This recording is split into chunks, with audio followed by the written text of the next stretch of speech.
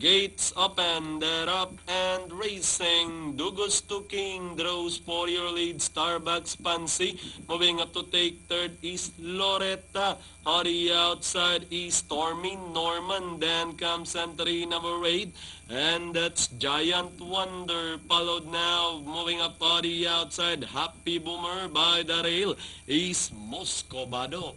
Heading towards the last 600. Now we have Starbucks Pansy in command. Dugusto King moving up on the outside is Stormy Norman together with Happy Boomer.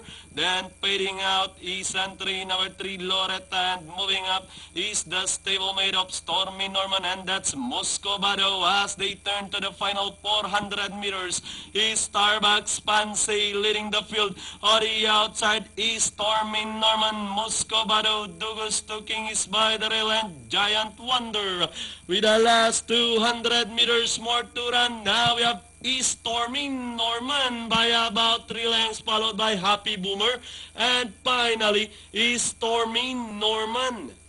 Happy Boomer pulls gold, then comes Moscovado, Starbucks Pansy, I Want Justice, Giant Wonder, Loretta, 7A, that's Dugos Charm.